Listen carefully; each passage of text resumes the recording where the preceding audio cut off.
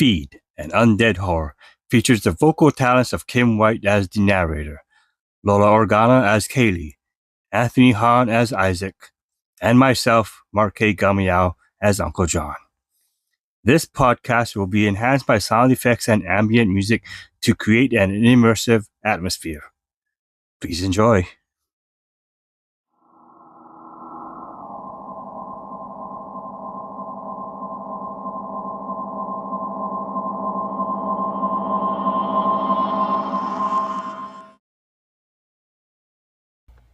Chapter 8, Escape Plan. John.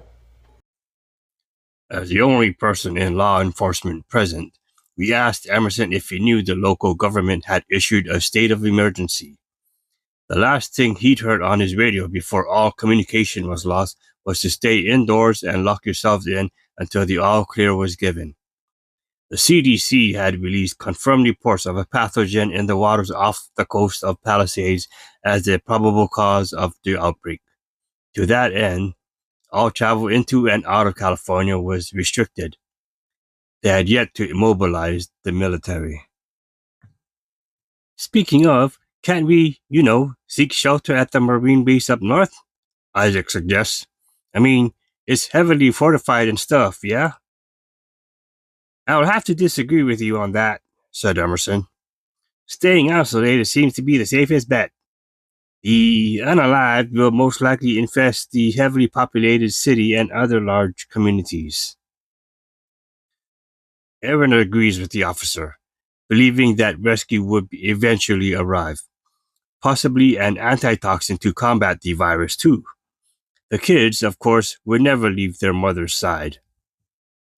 It was a hard argument, one that we would spend debating on for hours until the sun began its descent. On the one hand, we'd feel safe and secure with military firepower safeguarding our lives. On the other, we have a nail gun, broomsticks, wooden swords and hammers, one giant wolf dog, and the single solitary firearm. Wait, make that 2 firearms. Emerson says that he left a shotgun in the trunk of his patrol car at the cul-de-sac entrance. He had forgotten about it when they had rushed in from the storm last night. As it would provide much-needed offense to our meager weapons, Emerson said he would make the trip to his car. But he wasn't going alone. Kaylee. I didn't like the idea of Uncle John running off with Officer Emerson to retrieve his shotgun. The car was about 60 yards away, but a lot of bad things could happen in between. So far, we hadn't seen any sign of the creatures. It seemed that his earlier assessment on those things were holding true. Still, the plan had been simple. Uncle John and Emerson would grab the gun, slugs, and extra ammo for the pistol, then push the car back to the house. It would serve as a precaution in case we needed to get out of there in a hurry. Emerson produced a pocket knife and had us sharpening the broomsticks into makeshift spears. We also hammered in nails for extra bleeding damage.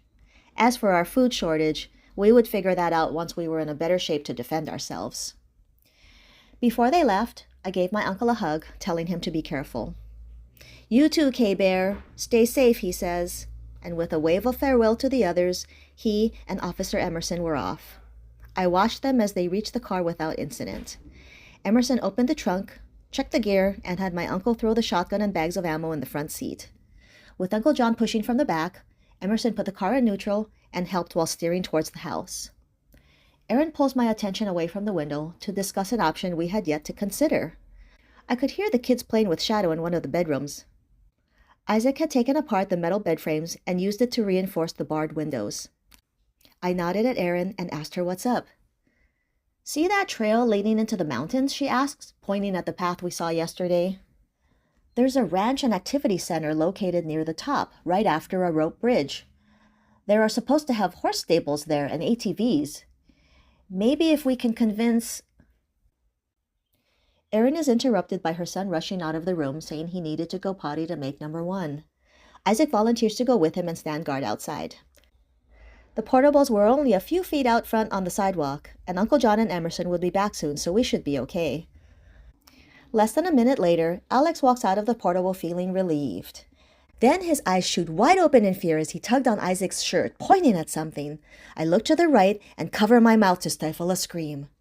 Standing less than 30 feet away is a woman in jogging sweats. Her irises are white, blood on her mouth, and a severed arm in her hand. A half dead. Isaac backed away towards the house, one hand keeping Alex behind him and the other aiming the pointed end of his broomstick at the woman. I had just cracked open the door wide enough for Alex to squeeze through when the woman lunged, impaling herself on the sharpened weapon. She let out a horrible shriek as Isaac struggled to hold her at bay. I reach over to help, and together we push the woman out onto the driveway, the spear still lodged in her chest. Isaac scrambles inside as a deafening roar came from behind the house next door. The last thing I saw before slamming the door shut was Emerson and Uncle John jumping into the patrol car and speeding towards us.